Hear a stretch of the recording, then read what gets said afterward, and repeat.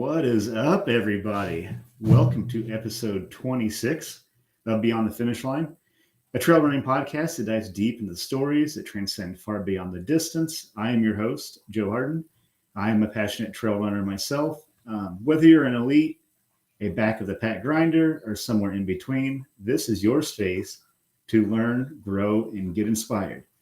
So lace up, lean in, let's go beyond the finish line. Today, I am thrilled, super excited to sit down with my good friend, Doug Fingliss. Doug is a lot of things, but Doug's an author, an ultra runner, co-host with yours truly of the Recovery Road Runners podcast. He's also a huge part of the Recovery Road Runners organization, which is doing phenomenal things for runners in recovery. Doug's a documentarian, and we'll get to that during this podcast. He is a sober warrior, many more things. But on that note, Doug is someone that I consider a dear friend, a confidant, a guru, if you will. He's someone that I've looked up to for many years now in my own sobriety journey. And before we bring Doug on, let's get some housekeeping out of the way. Friends of the pod, your support means the world to me and everyone at the EAPN. So please do us a huge solid, like, share, subscribe. If you enjoy our work, throw us a 5-star review, a comment on Spotify. The Everyday Athlete Podcast Network has 8 other great shows, and we have a diverse range of content. We have something for everybody, for all distance. We have, men's mental health. We have a space for women of color in endurance sports. We have something for everybody. So now, without further ado, let's go beyond the finish line with my friend, Doug. Hey. What is up, Doug? What's going on? We've been, obviously, not much. It's a long time coming. I can't believe it took me this long. It took me 26 episodes to get my friend Doug on. We've hosted together, so it's kind of cool. We hosted together on the Recovery Road Runners pod. So it's kind of cool to have you on my show finally. Well, thank you for having me. That's okay. Episode 26 is cool. 26 miles in a marathon, right? So, dude, I didn't even think about that. Cool. I'm really excited. It's not only is it a chance to sit down with my friend Doug, but it's a chance for everyone that may tune into my show to get to know you. Because,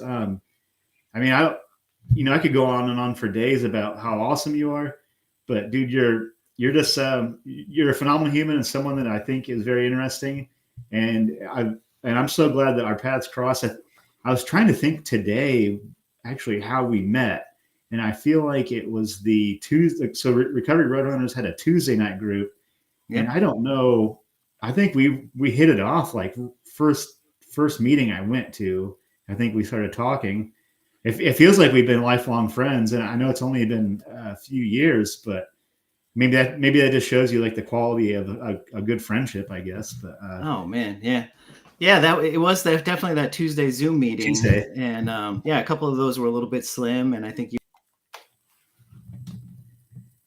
you and I were chatting away, and know each other, I hear you tell your story, I tell mine, and there are just so many similarities. And I think that's why we sort of vibe together, which is great. And thank you for that amazing introduction, by the way. It's crazy to reflect on you calling me all those things. There's a period of my life where I wasn't much of anything. So that's thank you. That made me feel really good, Joe. Yeah, and of course I couldn't do justice to all the things that you do. So how does it feel to do you still struggle with hearing those things? It's like, wow, but you are those things, how does that feel to hear? Yeah, I don't know if imposter syndrome ever goes away. I've been able to come to a point where I can accept a lot of the things that I've done and that I do now.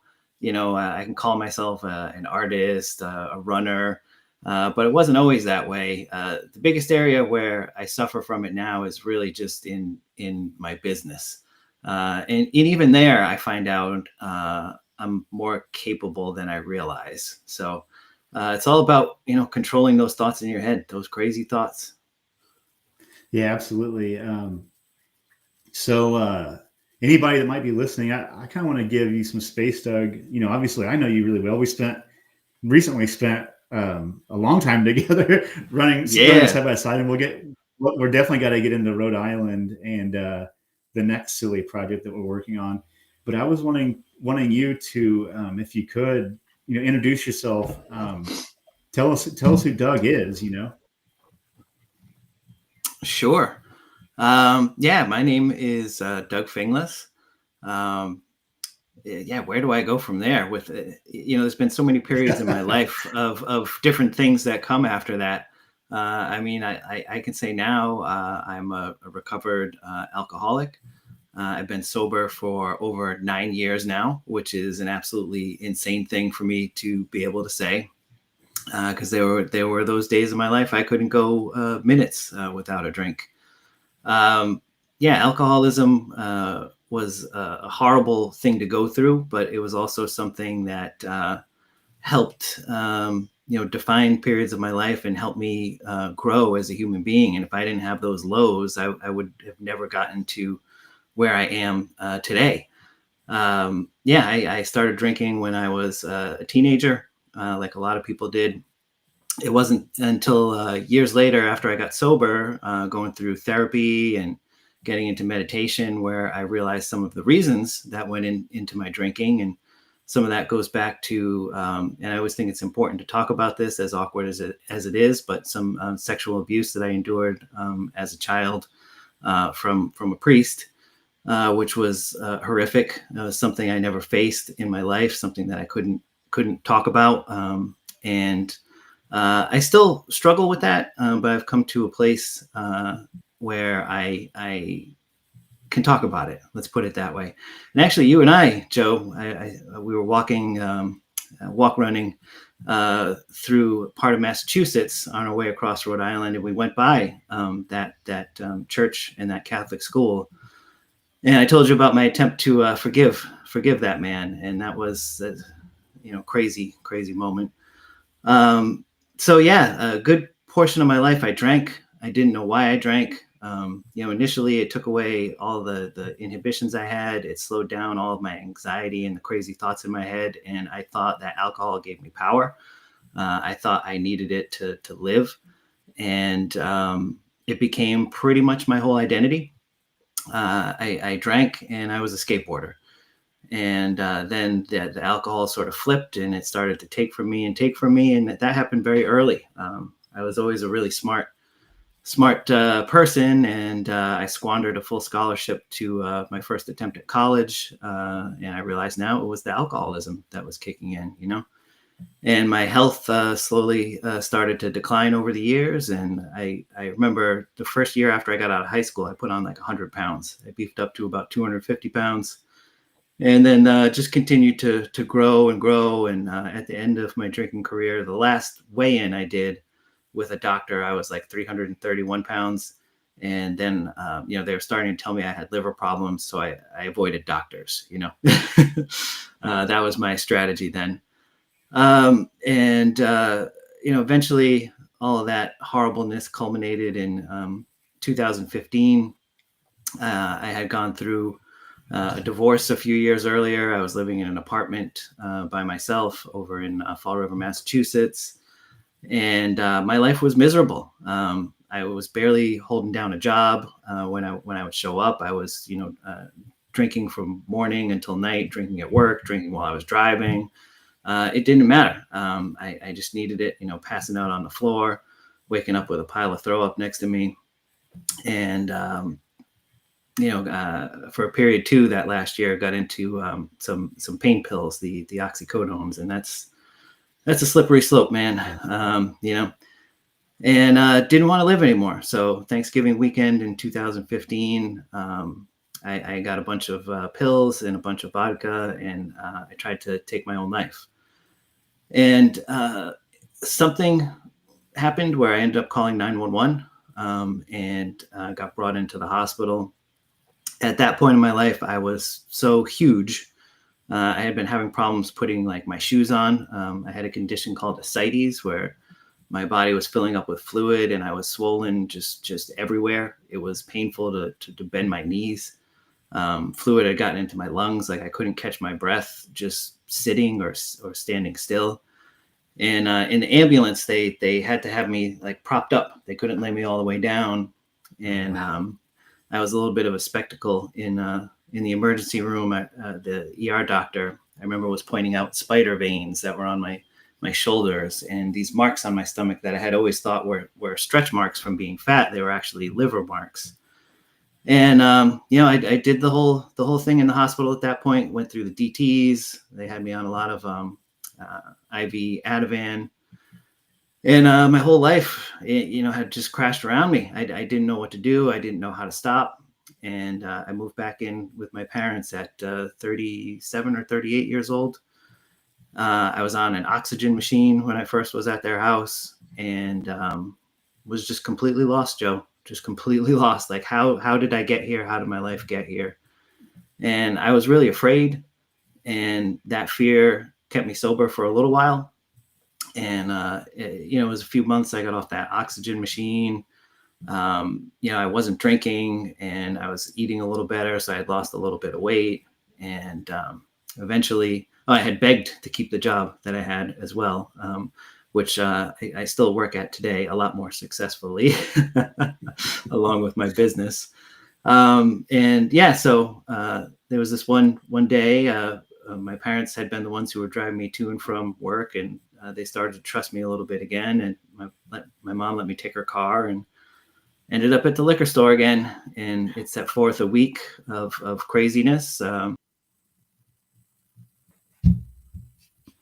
The worst thing that happened, work, nobody knew. I didn't die. I didn't get in trouble. So the next day it was a little more. Next day it was a little more, until I come back to my parents' house. I remember it was a snowy night too, drinking and driving in the snow, like hours after I finished work. And my folks didn't know what to do with me. And they brought me into the hospital emergency room because I was lying to them. I was like, I didn't have anything to drink today. It must be these anxiety pills that they have me taking, full well knowing I'm a liar.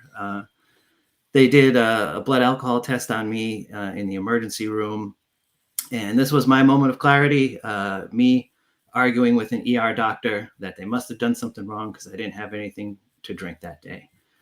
And I remember on the ride back, I told the truth to my parents, and we got back to their house, and I had a complete and utter breakdown on their couch, just bawling my eyes out. I haven't had a moment like this since, and I'm actually kind of seeking a moment like this now. Maybe not as intense as that was, but I'm really trying to connect with my emotions because that's been a whole other issue with me.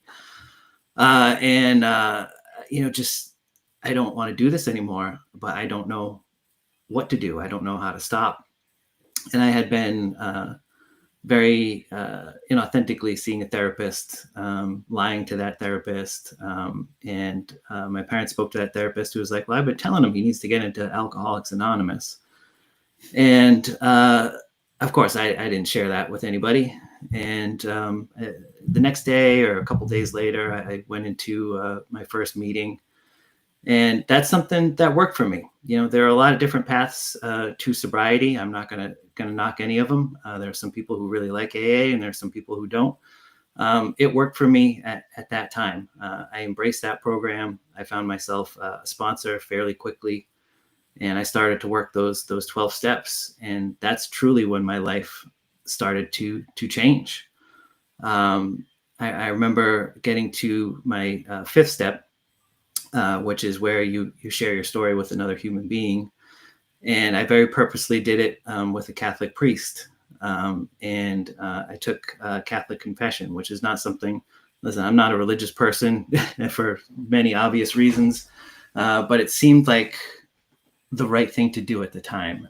And let me tell you, Joe, I came out of that feeling like a different person. I felt like I had lost 1,000 pounds of emotional weight, man.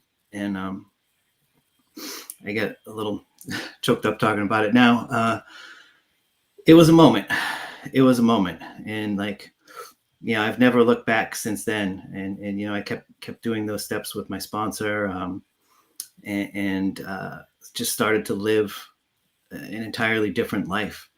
Over the course of that year that I did those steps, I had been trying to watch my diet. I started to walk a lot, and I lost like 100 pounds just through walking and diet. And that, man, initially, because I had been like some of those initial walks, I had to take like a little oxygen tank onto a little cart with me, and I was going like barely up the street my parents lived on and back. Where towards the end of that year, I was doing hours and hours of walking. It was a great way to clear my head too, and just to get out of my parents' house. I love them, but there's definitely stuff there from my childhood, it was on one of those walks. This was sometime towards the end of 2016. Have no idea where the thought came from. I had never been a runner in my life. I know that I cheated at the mile run we had to do in high school. We were supposed to do these laps around the parking lot. I know I skipped one of them. But the idea came like, geez, I wonder if I can run from like this telephone pole to that telephone pole. And I did. And I was like completely out of breath, and it was hard. And I started to mix that into my walks, and I found just there was something about running that like fixed me. Like all there, and I got all of this like clarity in my head, and I realized like that's what I had been seeking all the time when I had been drinking, just like peace of mind, man.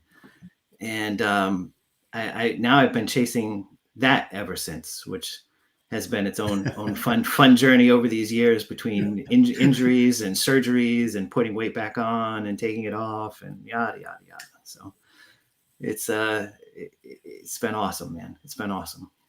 Hell yeah. When I've heard, obviously I've heard your story before, and every time I hear it, it's like I think that's why we connect so well. There's so many things with your journey that like I just it's just like it's like wild, the parallels that both of our sobriety journeys have taken. And I don't know where I'm going with that other than just Doug, that's, as always, your testimony is powerful, and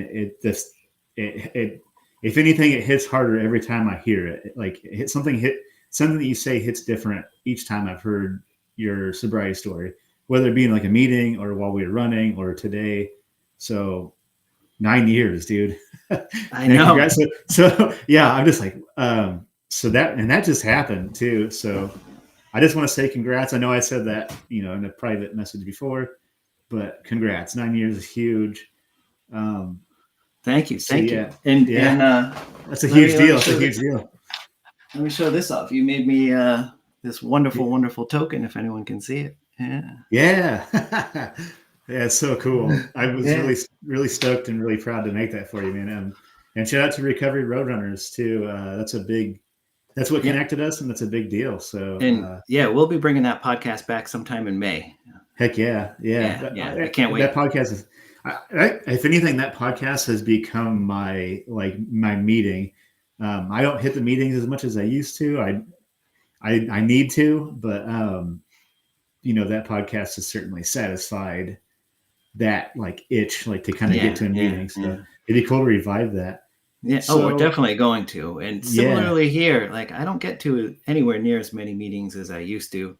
It's like a different purpose if I go to those now, where listen, I'm not like perfect or like completely fixed as a human being or anything, but like I go there to try to help other people now, or like when friends have anniversaries. And I love Alcoholics Anonymous. I'll never put it down, but I have heard it said before, and I tend to agree that like if you don't eventually sort of outgrow that, you're doing something wrong in your sobriety.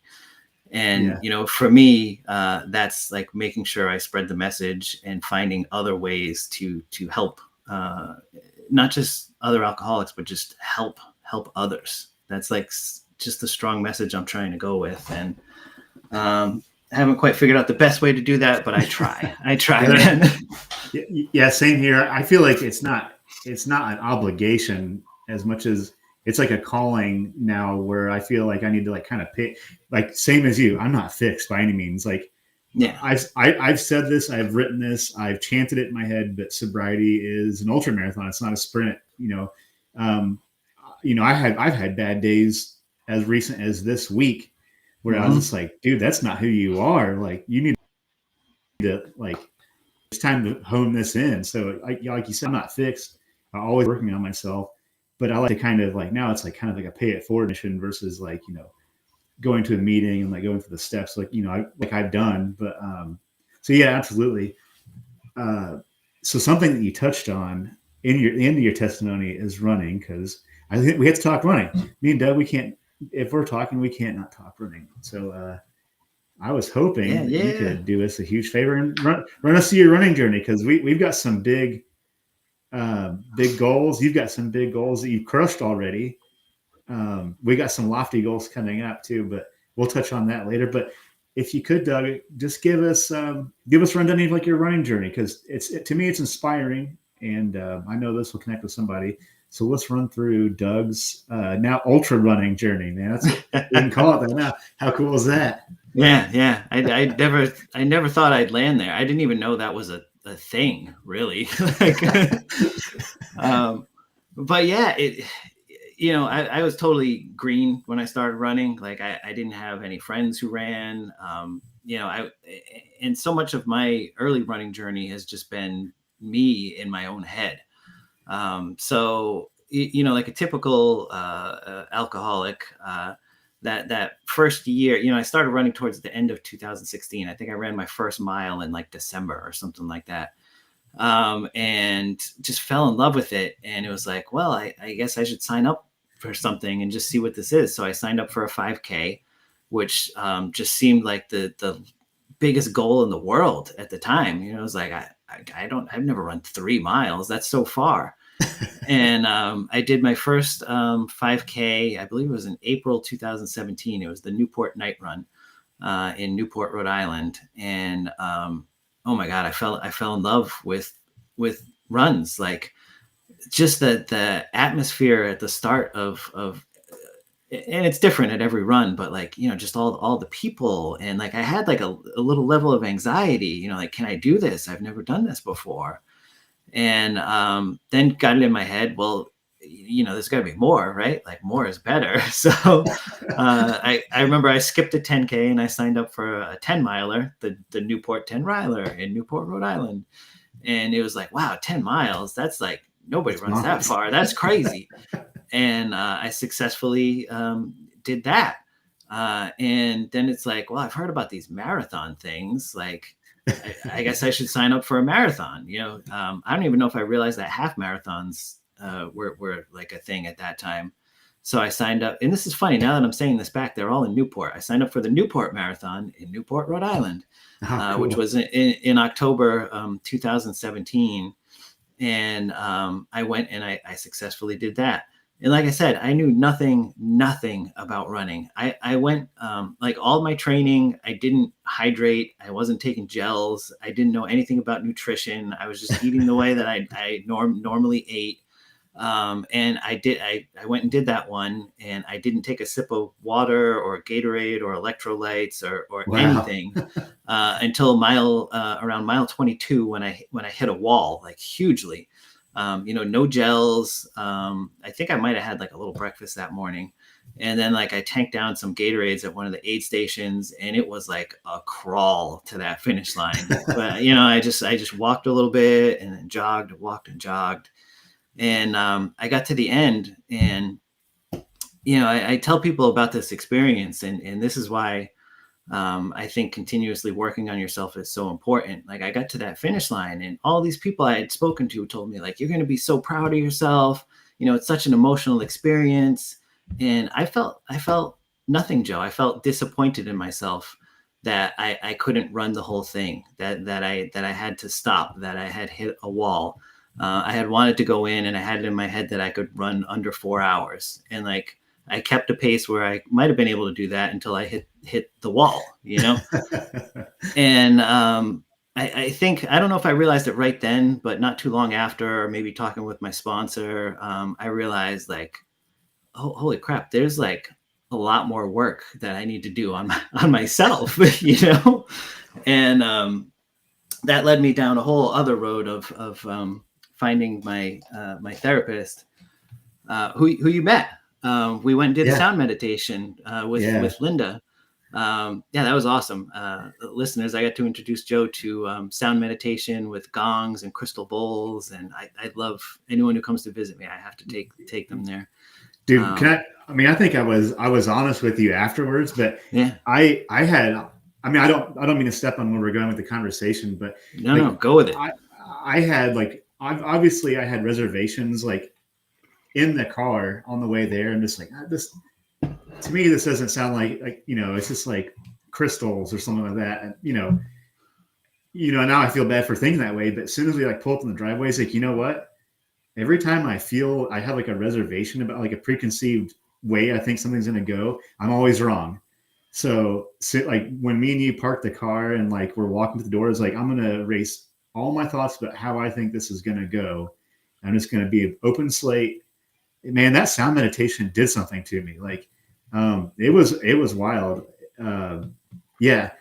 I mean, I wouldn't say like I had some like great profound moment, but it certainly like, it made me rethink everything that I'm going to go back to and do sound meditation because It did something. It definitely like awoken something in me.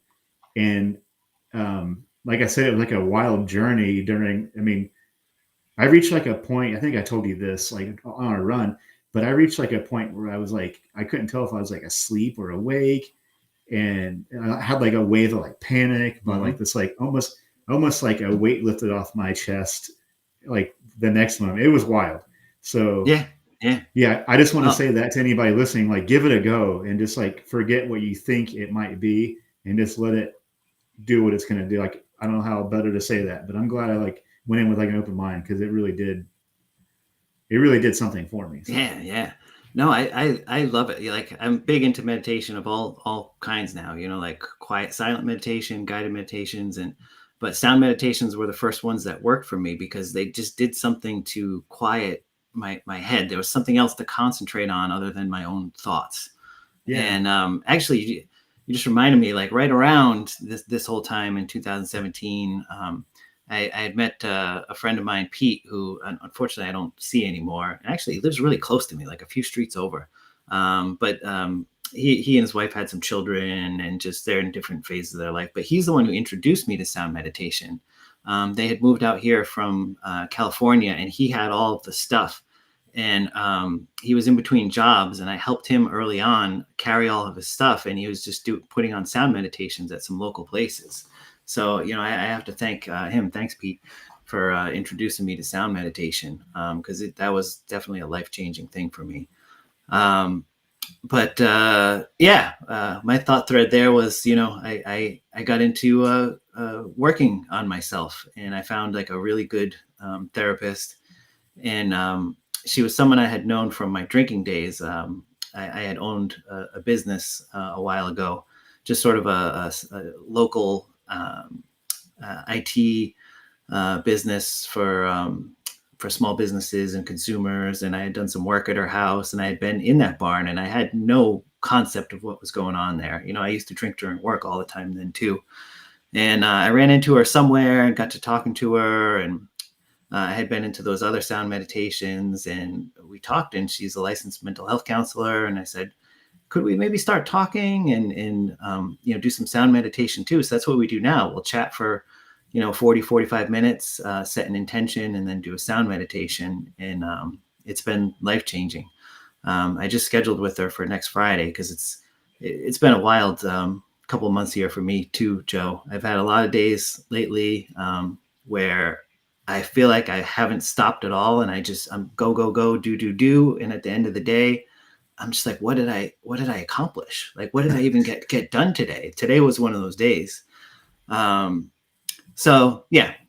digress. Then there was more years with the running journey. There's more years of running, and I signed up for a bunch of different runs, and I set myself different goals. I remember I was trying to chase doing the New England 10-miler series for a few years, which is a run in Portland, Maine, Newport, Rhode Island, and then Stowe, Vermont. And there were just different mishaps over the years. Like there was a freak storm one year and the Stowe race got canceled. There was one year I was trail running in Vermont by my friends, and my ankle dropped in a hole. This was in the fall, so there were leaves all on the ground, and I rolled my ankle, and the thing got swollen, three times the size it should, and all black and blue. So I couldn't finish it that year. So that became a running joke for me for about 4 years, where I was like, I'm going to finish this 10-miler series, and I eventually did. And over those years, I've had it's been a roller coaster. I got back up to around 240 pounds again at one point, and really had to embrace, that it's okay to ask for help. That's something that I've had to learn in life. So, a few years back, I had reached out and I started working with a nutritionist who really helped me start to change my relationship with food. I still have not the best relationship with food, and that evidenced itself in the past year or so. And I actually just reached out to the sports nutritionist who I had worked with when I felt like I got in my best running shape. And I'm going to start working with her in May again, just because there's some stuff going on with my parents. I know I had shared with you on our Rhode Island journey. They're aging. My mom was diagnosed with Alzheimer's and dementia. Even since you were here, Joe, my dad has been getting more and more confused. I think something's going on with him, and it's been tough. And I've been turning to sugar. I have just been pounding candy like crazy. I have, I'm not gonna lie, I have some next to me right now. These Nerds gummy clusters. Those things are evil. They're so good. They're evil. So good. Yeah. So good. But I don't give up, and I'm continuing to try to do the things that I need to do to be healthy and to have the type of running, fitness that I want to have. So a few years ago, I got it in my head that, hey, maybe I could qualify for the Boston Marathon. I had been, watching my diet really closely. I started to work with Amber and Vinny as my run coaches. My beautiful wife, Erin, for my birthday one year said, I'm going to hire you some running coaches. That's going to be your gift. Because her sister, my sister-in-law, Megan, is an incredible runner. She just ran Boston this past weekend. We went up and we watched her. And dude, cool. Boston's a whole vibe. I'm going to run it one day. And I know I could probably get in for charity or something, but the goal for me is to qualify. So I tried really hard for that last year. And at the start of 2024, I thought I was in probably the best running shape of my life. And I went down to a marathon in Fort Lauderdale, Florida. I didn't scope out the course properly beforehand. And it was like a 5K, a half marathon, and a marathon all on the same course. And it was an out and back. And there was a turnaround for the half marathon, but the marathoners were supposed to keep going. And I was just kind of zoned out, and I didn't turn at the right spot. And also the course didn't have markers every mile. It was scattered. So I didn't realize I had made the wrong turn until I had gone out, back, and then out again. And I'm like, hang on, my watch says I'm at mile 18, and that one says I'm at mile 20. And I'm like, uh-oh, this isn't good. So I had to take a DNF at that one. And then I posted some really great half marathon times. I got down to a 140 half marathon, which for me, that's incredibly fast. And then, life hits you. Actually, at one of those half marathons, I started to get a pain in my stomach, and that harkens back to my drinking and heavy days. I had an umbilical hernia, and something got tweaked, and I needed to get surgery. So in the middle of my mission to qualify for Boston last year, I had to have abdominal surgery. And then I started to have knee problems. They thought I had a torn meniscus at first, and I had to go through all the x-rays and MRIs and all that. And it turns out it's just sort of this flare-up of a childhood disease, Osgood-Schlatter's disease, where there's an extra bony part that rubs on my patella tendon. So, since then, I've spent months rehabbing my knee now that I found the right rehab exercises. There's a different brace that I use now. But, this was all in the middle of last year. And I know you're going to get into it, but I started like my most ambitious art project ever. I started making a documentary. I had found this old video of me that I took of myself in 2014 or 15 when I was in that apartment in Fall River. Just, drunk out of my mind. I was probably on drugs, and I'm just kind of walking through the apartment. And then I look at myself in the mirror in the bathroom, and I'm just calling myself like an ugly, ugly man. And I have no idea why I took that video. I didn't know I had that video. It was stored like on my Amazon Photos account or something. And I was like, wow. whoa. And I was like, this would be crazy as like the opening to like a thing, because we talk about imposter syndrome earlier and everything, but like, I know I've changed my life in a significant manner. And like, I think that could help other people. So I started working on this documentary, and I think I had posted something on the site on somewhere on the web to try to find some help. And a Filipino filmmaker who currently lives in France, Carlo Manatad, took some interest, and we had some conversations, and I started working with him on the project.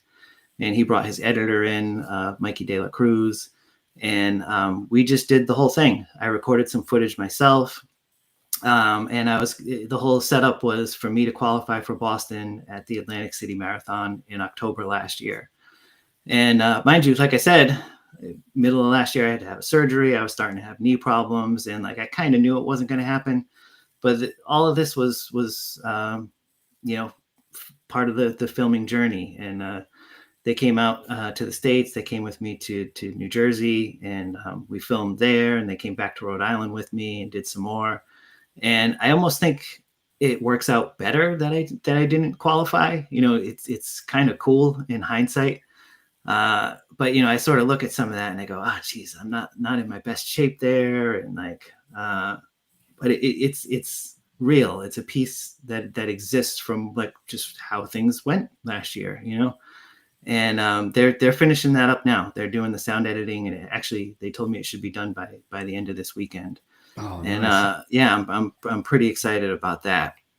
So just to tell you where my running journey is now, still haven't qualified for Boston. I keep setting all sorts of different running goals, and I've got my knee rehab pretty well now. I've started working out with a personal trainer this year, and that's been pretty great. I got back into some yoga, and I've been really focusing a lot on stretching and flexibility. And I know that those setbacks I had last year, I needed to have, and I just need to build back up again, and I'm going to surpass where I was at. And it takes time, and it's never on my timeline, and I just need to put in the work. I just need to do the work, man. And then you and I started talking, and we got it in our. Well, you're the one who brought it up about I'm going to run across Indiana. Yeah. And I was like, I'll do that with you. And I was like, well, why don't we try to run across Rhode Island as a warm up? And you came out here last month, and let me just set the scene here. We could have run across Rhode Island easily if we had gone, started just like at the end of Massachusetts and gone to Connecticut. But I set out like a whole ambitious thing where we were going to leave from my house, which I'm right on the Massachusetts Rhode Island border. So it's like we leave from there, but then we have to go back. If people look at the map from where I live, you have to go back into Massachusetts, through a bunch of Massachusetts, back into Rhode Island to get to the route I wanted to go to take us to Connecticut. And I wanted to take Joe all along the water, along the beaches and everything. And it was going to come out to close to 90 miles in the end. And we just had some physical difficulties. Yeah. But we did 50 miles. And that was the first time I had ever done 50 miles. And so, and we're revisiting that next year. Absolutely. Yeah. We're going to do it. Yeah. So real quick, back to the documentary thing. So tell everybody, like, when you think that'll be out, and like the name, and like Doug is powerful. Like, I've watched it now twice. Thanks, Joe. I watched it twice. And I think I've shared this with you before. It's weird because I've had that exact same moment. The scene you're talking about, I wish people could see this first, but when you see it, you'll understand. I had that exact same moment that you had, like looking in the mirror. So I know that this document is going to help somebody. There's no way it's not going to. You're gonna qualify for Boston, and it's just going to make the setbacks. Just that, like you said, anytime I have a setback and then I complete something, I'm always I'm always like thankful for that setback. And like you said, it's never going to be on our time. So that what you said, you hit the nail on the head. So just tell everybody, about when that project will come out and like where they'll be able to find it. And sure. Yeah. Here's a great answer for you. I don't know. Nice. I have a tendency to just sort of create things. This was just a really deeply personal project that I wanted to make that sort of spiraled out of control and became a lot more professional than I ever expected it to. I love that. and it cost some money to get done. And I have no clear plan on where this goes next. I'm just happy I created it. I love that. Oddly enough, the working title and the ending title. Well, what was the working title for it? Hang on, I have it on my vision board over here somewhere. I think I forget what the working title was. I almost. It was. Yeah, go ahead. I was going to say it's I got to get serious about life was originally the title. Nice. But then the director wanted to call it Beyond the Finish Line. And that's what we ended up going with. So that's right. I love that. That's cool. Yeah. And I swear that came up before your podcast. I didn't steal it, I swear. And it's like a common phrase anyway. So. Oh man, I almost love it that you don't have like a clear, like when it's coming, where it's gonna, like it's almost what makes me appreciate you saying that is like it's not that you wanted to create it, it's that you had to create this thing. Like you were so drawn to it. That makes total sense to me. I actually kind of operate the same way. It's like I just like I have to make this thing. Like I don't know what the finish line is going to look like or what the end result's going to be. So it's certainly something that I understand. Yeah. So that might be why we get along so well. Yeah, man. That's all of my art projects. They just happen, and it comes in waves. There'll be a year or two where there's like not a creative thing going on. Then all of a sudden, I'm like, oh my god, I got to do this. Like that's how I made my sunrise book, and then the daily quote book. It just like happens, and then I just like do it. And even like this documentary, it was tumultuous. I think I quit making it like 2 or 3 times, and the director was like, oh, like think about it again, like we're so close. And like but that's life, man. I do that with writing, and when I never wake up and go out to my wood shop and be like, I'm gonna make a bowl or like a lidded vase or an urn or whatever weird thing I decide to make. But it's just like I have no choice, I have to make this now. And sometimes it doesn't matter what else I need to get done. I'm just like, I have to do this now. Yeah, and it's the same, like writing, I'll have like a thought in my head. Then the next thing I know, it's like, I have to sit down and bang out 1,000 words before I do absolutely anything else. And then I won't write again for 2 months. Like, I don't know why I can't, know why I can't like bottle that and somehow like ration that creativity. I just never figured out how to like put a pin in why I operate that way. So it makes me happy that I'm not alone with that. No, I'm like the same. That's how all those like blog posts I've been doing happen. Like, I'll get the idea, and then it's like I have to finish it that night. It just like comes out. Yeah, man, I get it. I totally get it. I've been on a run on my phone and just like opened up WordPress and like boom, boom, boom, boom, boom, boom, boom. Like I know I have places to be, but I don't care. I'm gonna like. So you touched on a goal of something we did, something we attempted. So we attempted to run across Rhode Island, and we got almost there. We got 50 miles. That's a PR for Doug. That was huge to me. It was cool to get to share that with Doug. So that was a huge deal. And my takeaway, you probably agree with that. That's the funnest thing I've done. That's the funnest running thing I've done. That was funner than any ultra I've done. It was just, by the way, we did it unsupported too. I need to add that to this. Yeah. So we Carrying heavy carrying our packs. egg, carrying the heaviest. Man, like we got about 10 miles, 20 miles into that. And like these packs are just like Mhm. 3 times heavier than they should be. But 50 miles unsupported through Rhode Island is nothing to like scoff at. I never get blisters, and like those were the worst blisters I've ever gotten on my feet. And like they just finished healing like this Oh, week. Like the little flaps of skin on the bottom have finally like come off, and like, oh wow. dude, those were crazy. Yeah, that was. I'll tell you this though, like we wanted it to, but it went the way it did. See a new place. I think I want to make it a point to see a new place that same way, because otherwise you would just be driving over those bridges. You would just be staring through a windshield, right? You wouldn't be paying attention to your surroundings. And I feel like I got like the coolest, maybe the most unique way to experience like Providence and like all these cool little towns that we ran through, and like little parks and like the bike trail. Some of the there was a couple of bridges that we ran across that I was like, but but it was cool. We even had a couple people stop that were watching us on the tracker and talk. Some friends of Doug's, so that was that was awesome. Jay from Recovery Roadrunners stopped. Yep. That was so cool. Yeah. I just saw Jay today. I love that guy. Cool. Yeah. But no, you're so right. And I've lived here for my whole life, and I saw everything with new eyes. Like once we got to the bike path, and we weren't worried about cars so much, man, going through those towns and then that lead up going into Providence. I'm not a big city guy, like I'll go and like I enjoy, obviously cities are great, the theater and restaurants and everything.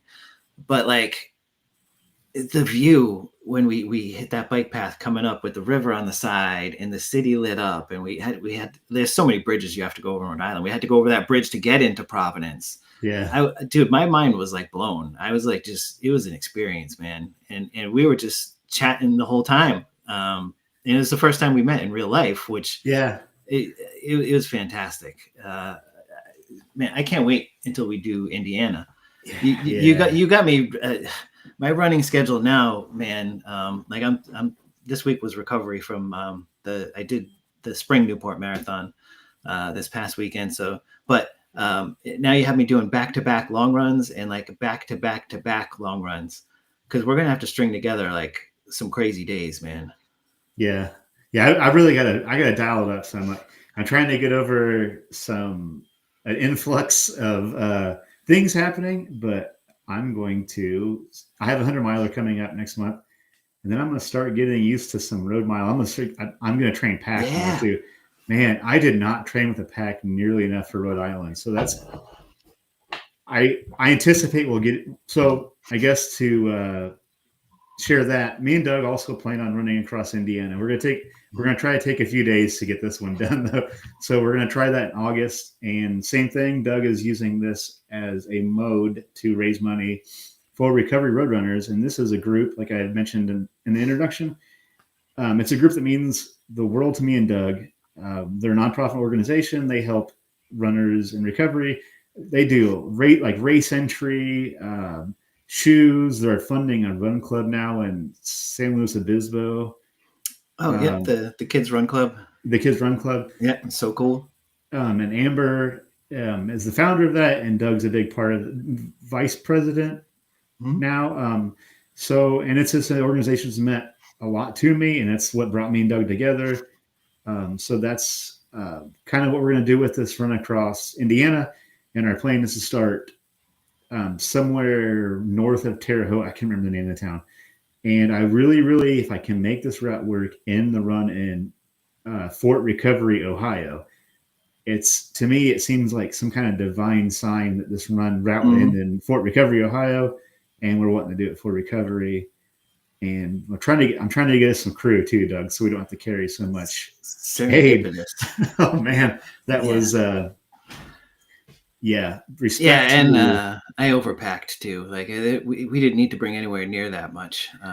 But you learn. I mean, I'm learning. I got so much to learn. Yeah. We still kind of winging it. We really, I mean, we kind of just made that decision on a whim. So, Mm-hmm. and we still got 50 miles. So, yeah, to me, that is still a win Oh, for sure. totally. Yeah. Yeah.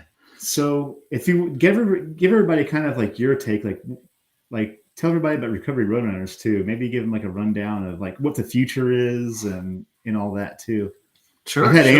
Amber on the podcast too. She was a previous guest She was, yeah, of she my was show. a great guest. Yeah, and I'm so excited for her now, doing the run club. It's at her kid's school, and she just posted some stuff about that recently. And that was, I think, the grant from McDonald's that made that one go. Yeah, it's for our fundraiser. We're going to give some of the donations directly to just some different, rehabs, sober houses. So if anyone has places that have helped them out, let us know, because we want to give back to places that have helped us. And I've posted about that in Recovery Roadrunners recently. And we've got some exciting stuff coming up, because I saw the virtual race that you guys all put on, and I'm in the process of figuring that out to set something up like that up for Recovery Roadrunners, and to work with RTB Awards to create some special custom awards that we'll give to the winners, which is going to be pretty cool. And then also the sobriety token that I showed there. We want to work with you on some batches of those, and we're trying to build out a network of run clubs nationally, or heck, worldwide, I guess, if possible. You say that and it sounds like such an awesome, cool thing. Like, we've got one right now, and that's the one that I set up, that's starting in May. So, but all big ideas start small. And we've Absolutely. got like some documents together that are just suggestions on what these run clubs are. And it's a combination of sobriety meeting and run club, where you get together beforehand, and you can have a speaker, or you can just do some chit chatting. Do your running, break off into groups, and I just think it'd be something that'd be really good for people. As a supplement to whatever other recovery program you're working, or if none of those speak to you, maybe this is the thing. So again, we've just got some guidelines and suggestions, but people can do whatever they want with it. So if anyone's interested in starting one of those, please reach out. We've got a directory on the website that we can add the run club to. And I hope a year from now we have this conversation, and maybe we can say we've got a dozen of them or something like that, and that'll be really, really special. And that's one of the ways that I know I want to give back is helping other people. And what a better way than through the things that have helped me.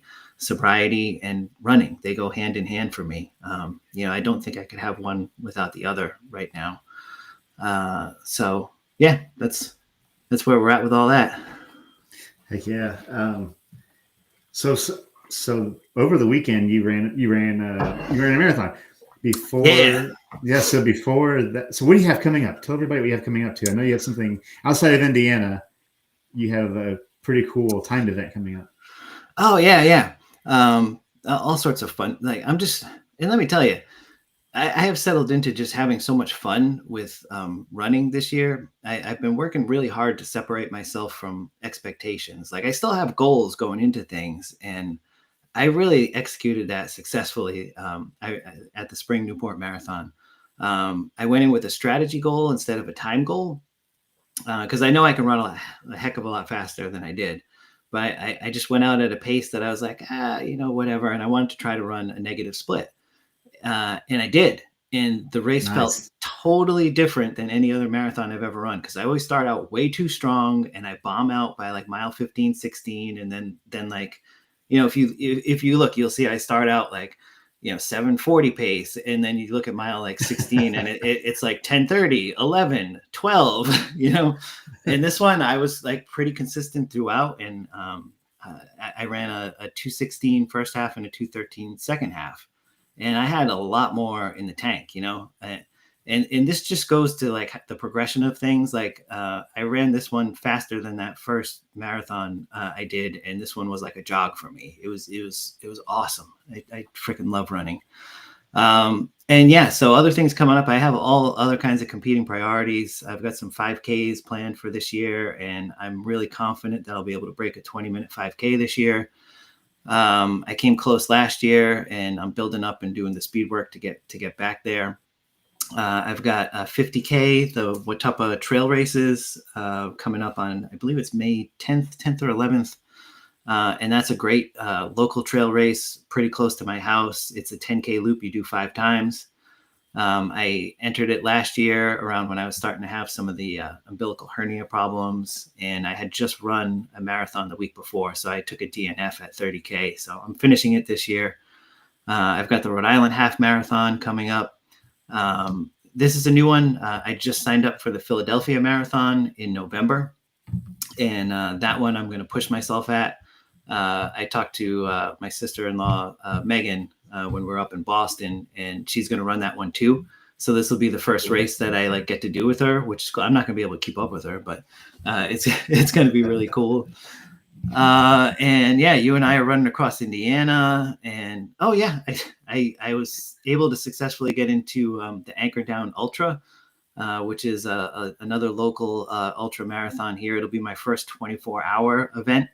It's a 2.45 mile loop at this beautiful state park, Colt State Park, in Bristol, Rhode Island, which is a place that's like super special to me. My Meme and Pepe used to take me there when I was a kid. I used to fly kites there, and I just have such fond memories of this place. And I can't wait to go there and run for 24 hours, or as best I can. I mean, we'll see what happens. So yeah, a lot of the things that I've been doing, I've been trying to support that, like the back-to-back long runs, and you and I doing that 50, that gave me so much confidence. I forget how long we were out there. I think our moving time was 14 hours, but we were out there longer because we stopped off at that office and we slept and everything. And we went through the whole night. It gave me so much confidence that I can do this 24-hour race. So I'm really psyched on that. Yeah. And there's some other, I have a problem signing up for things. I really got to chill out on that. But those are the major ones. Yeah. I'll be rooting for you at the 24-hour, and obviously we'll see each other again before that. But yeah, that Rhode Island trip, man, that changed. I learned a lot of things on that. So yeah, I'm really excited for this next one. It's an even bigger goal. But I know we learned a lot of good, awesome, but hard lessons trying to run across Rhode Island. So well, right on, Doug. Real quick. What's in your earbuds right now? What are you listening to? Oh boy, I had to ask a music question. No, not Uptown Girl. No. We listened to that for 20 hours straight on the Rhode Island run. What was I listening to recently? Well, at the Newport Marathon, I'll give you a shout out. I listened to the What's in Your Earbuds playlist on Spotify. Cool. Yeah, and that was really cool.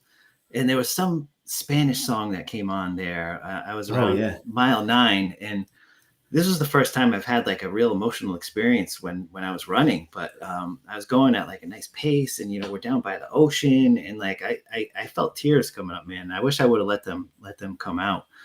But yeah, as far as music goes right now, I probably have been listening to the new Redman album, Muddy Waters 2, probably more than I should.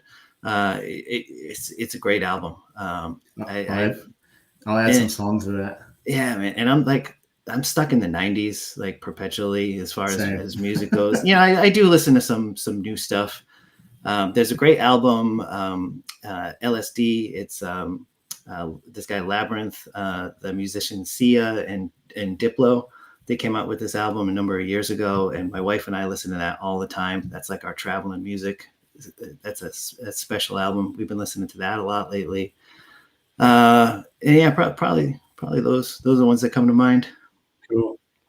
Yeah, I mean, I'll add some of that to the list, and that's the first time that someone's answered "What's in Your Earbuds" is the "What's in Your Earbuds" playlist.